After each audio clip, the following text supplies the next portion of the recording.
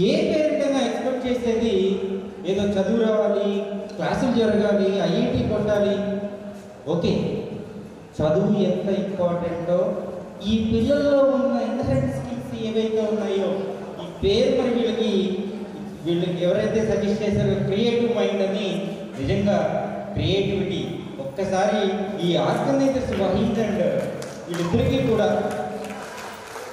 ఇదే సెలవుల్లో పిల్లలు మన ఇంట్లో ఉంటే ఆ గోడ ప్రతిరోజు అమృతంగా మనం రాసుకోవాల్సిందే. మన తలకైనది వాళ్ళు టేకప్ చేశారు. ఒక నెల రోజుల పాటు ఆ వెలుగు మీ కళ్ళల్లో కనబడుతున్నాయి. అమ్మ రేపటి నుంచి క్లాస్ అయిపోయింది, ఇంకొక 12 రోజులు ఉంది స్కూల్ తెరవడానికి. వీళ్ళని ఎలా తట్టుకోవాలి? ఈ 20 రోజుల్లో నేర్చుకుంది మీ మీద మీకు నేర్పిస్తారు.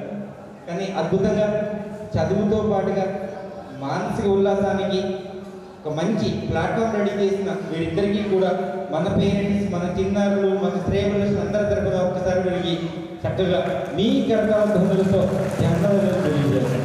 Very good, very good sir. కాలేజ్లో ఈ స్టేడియం ఇట్లాంటి ప్రోగ్రామ్స్తో నిండిపోవాలి. పేరెంట్స్ ఎక్కువ మంది చదువే కాదు ఇంకా ఆటలు పాటలు. నేను గ్రౌండ్ నిజంగానే జగ్గయ్యపేటలో మిగిలిన స్కూల్స్ చూసినప్పుడు ప్లే గ్రౌండ్ సఫిషియెంట్గా లేదు, కానీ వీళ్ళు ఆడాలి.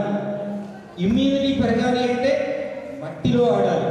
మనం చిన్నప్పుడు మనకి డిసీజెస్ కానీ రోగాలు కానీ మనకేం తెలియదు. ఏదో జ్వరం వచ్చేది, జలుబు చేసేది. కానీ ఇప్పుడు అసలు స్కూల్ నుంచి ఇంటికి వస్తుంటే ముక్కు ఎర్రగా వస్తుంది. ఏమైందంటే ఇన్ఫెక్షన్, స్టమక్ ఇన్ఫెక్షన్. ఆడకపోవటం, మట్టి తగలకపోవటం, మట్టిలో ఉన్న వాళ్ళకి ఏమీ జరగట్లా. కాబట్టి ఈ గ్రౌండ్ యూటిలైజ్ చేసుకుంటాము. వెంటనే యాక్సెప్ట్ చేయడం జరిగింది. అద్భుతంగా నేను డైలీ చూస్తున్నా వీళ్ళు ఏమేమి నేర్పిస్తున్నారు అని. చదువు 25%, మానసిక ఉల్లాసం 75%. అద్భుతంగా నేర్పించారు. Thank you to both. Thank you.